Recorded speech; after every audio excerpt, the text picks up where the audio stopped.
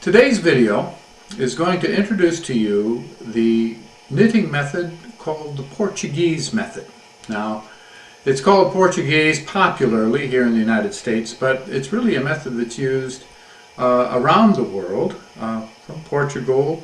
Actually, it originated, as I understand it, in the Middle East, and is a popular knitting technique in Turkey and Greece, as well as Portugal and Peru, for that matter, and other places in the Western Hemisphere.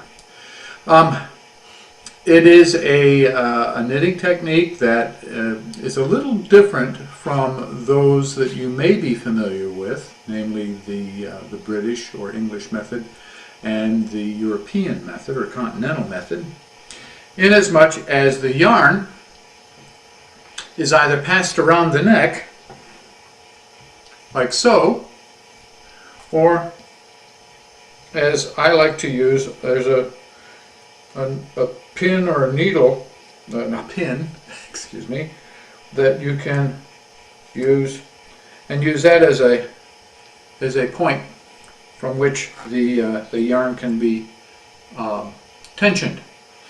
Now, again, this differs from the English and the continental methods because the yarn and the work is all done in the front. It's all held in the front. And well, we'll see how that happens in a moment when we go to a close-up. But this is pretty much the setup.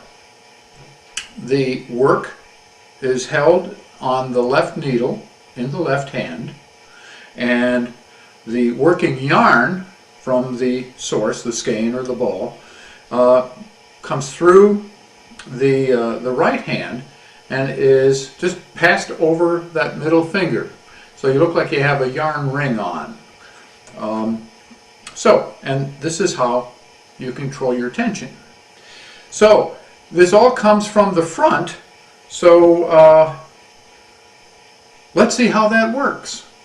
So here we are in close-up, and just to repeat what we said about the setup, holding our work in the left hand, the working yarn is coming up either around your neck or up to a pin on your shirt or your blouse, and then we bring that down and hold what's coming from the ball or the source with our right middle finger. We're just wrapping that around the middle finger so it looks like a yarn ring.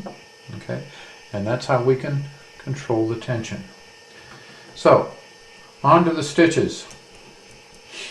The knit stitch, as it's done with the English and the continental method, is performed with the right needle coming in to the left side of that front loop, and with those two other methods, the right needle is held behind the left needle.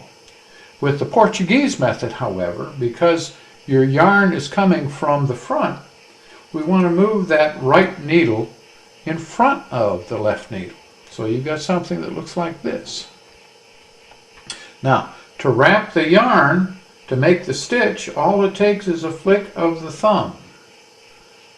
And then we will take the tip of your right needle and push it through that loop to carry that yarn through. And here's our first new stitch. And then all we have to do is slide that off the needle. I'll repeat that slowly. Notice that the working yarn is on the top of the right needle here. Okay, so we come in, instead of going to the back, we bring that needle to the front. With our thumb, we flick the yarn over and then pass that through and then off. One more time. To the front. Flick with the thumb, push that through, and then slide it off. All right, a little bit faster. And I'm keeping the tension by holding the work away from me to keep the tension on the yarn. Okay.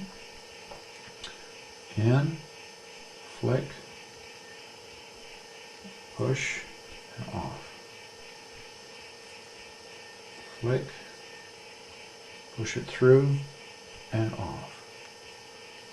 I'll finish this row,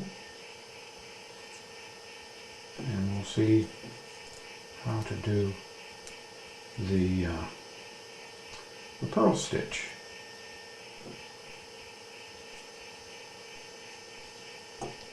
Don't want to get things too tight here.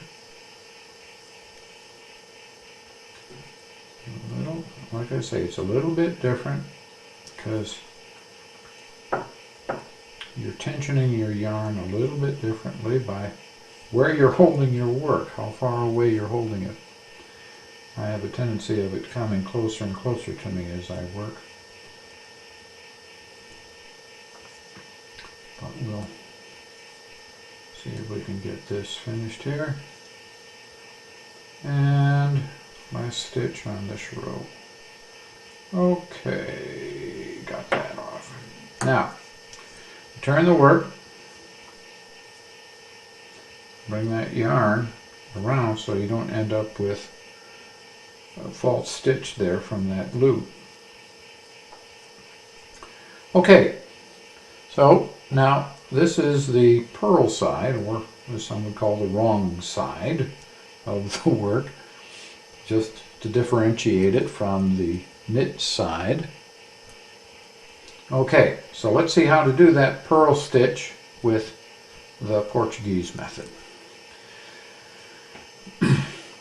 As with the continental and the English method, the right needle will come into that first stitch from the right.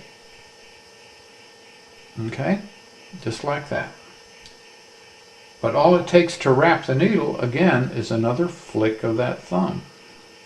Okay, so we've wrapped the yarn, and now all we have to do is, with the tip of that right needle, pull that yarn. Yep, it came off. Try that again. Come in through the right, flip the yarn, and then bring that through. I got a little more than I wanted to. Let's try that one more time so it's cleaner. I have a tendency of splitting my strands. Okay, so we flip, and there we go. Nice clean strand. And off. We'll see that again, hopefully a little bit more straightforward this time. Okay, and off. In through the right. Flip the yarn. And off. Notice the yarn is coming from underneath the right needle now. Okay, we flip. And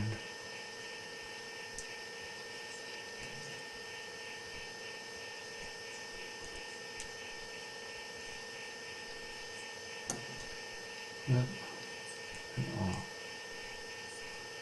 Flip and off. Getting flipped off here. Something like that.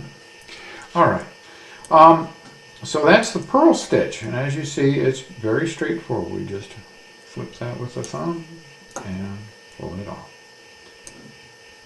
When it comes to